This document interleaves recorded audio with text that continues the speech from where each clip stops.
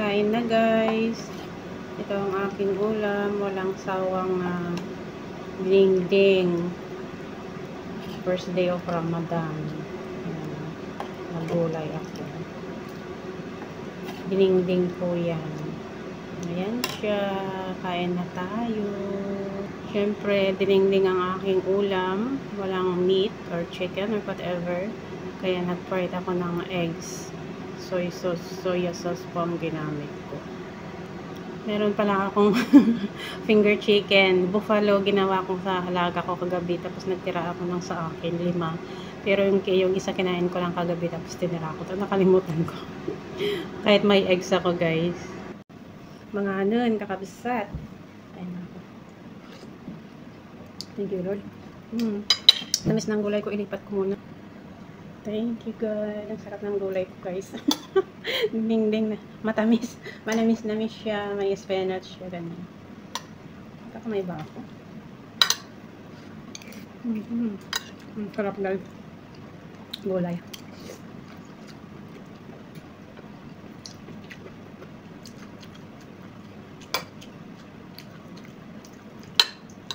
Gusto ko magkamay.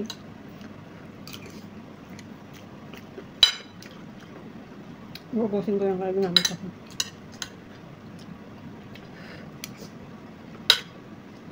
Buffalo chicken.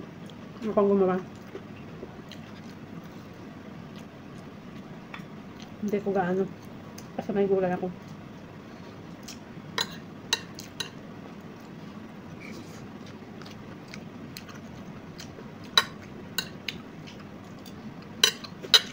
Nakambos na yung tissue namin.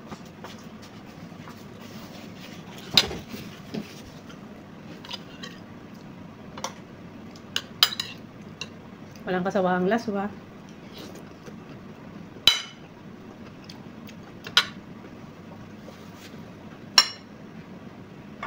Ayaw ko yung chicken. Kaya ako gumawa ng eggs kasi wala akong karne. Nakalimutan ko. May natira pa ako niyan. Basta may gulay ako guys. Happy na ako. Hindi ko na kailangan ng karne. Lalo na pag yung gulay is ding-ding. Hindi pa kasi ako nagkamay.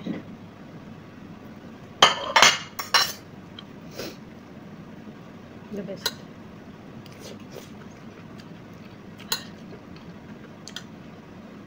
Laswahin yung mga gulay dyan sa freezer.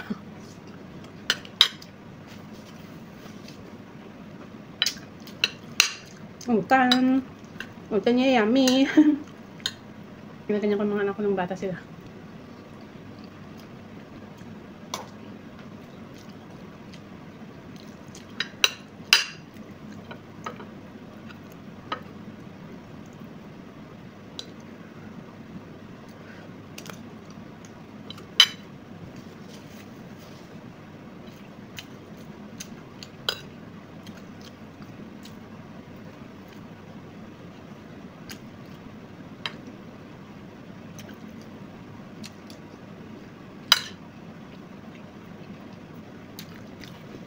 Kain na kayo dyan.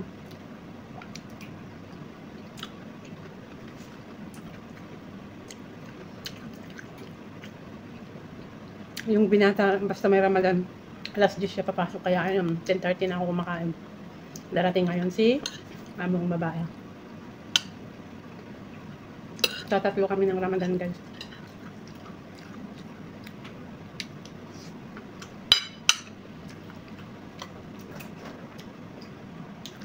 Sarap ng dinding.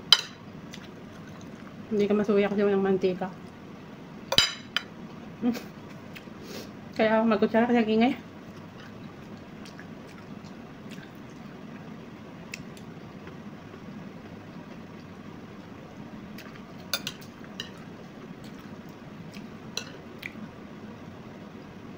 Gulay lang sa akin, dinding guys. Sobrang happy na ako.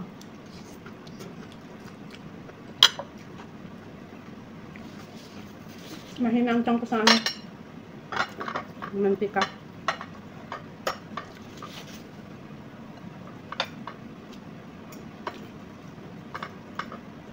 Pati magbatil kanina, sinamad ako.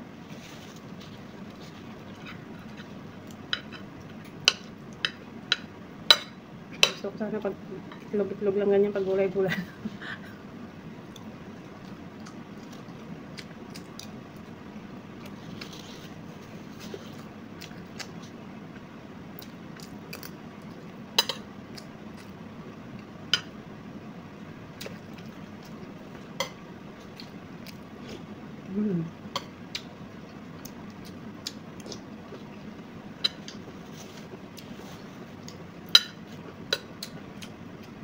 Bumili ako dito ng baliktad lang nangyayari.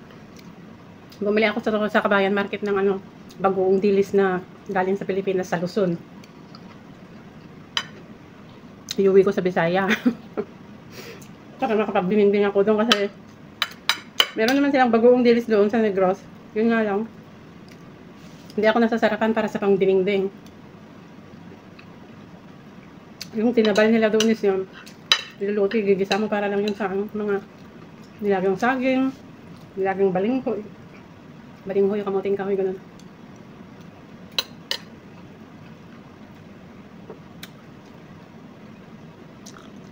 Bumili ako ng coconut powder kasi yung dalawa yung anak kong dalaga. Nag-aaral ng kolehiyo. Baka wala akong mautusan doon na magkuskus, umakyat sa new ganyan. May trabaho si Mr.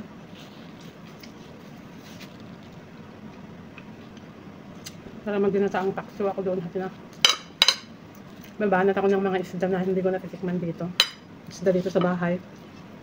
Salmon lang. Pag nag-order sila ng fish na luto na, hindi ako makain guys kasi iba talaga yung pagluto nila.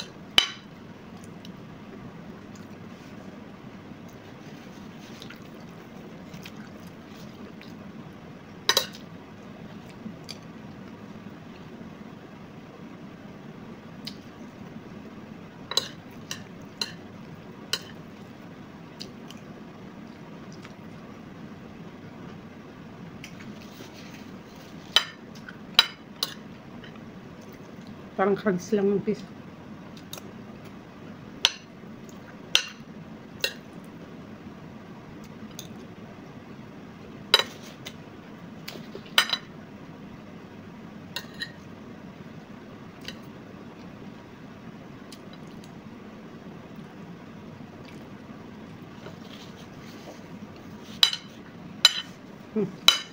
Tama na yung itlog. Ito ang gusto ko.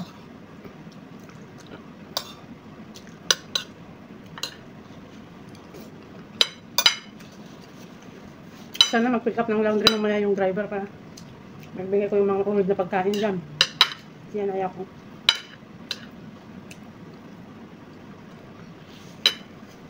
Pinagatan ko na yan.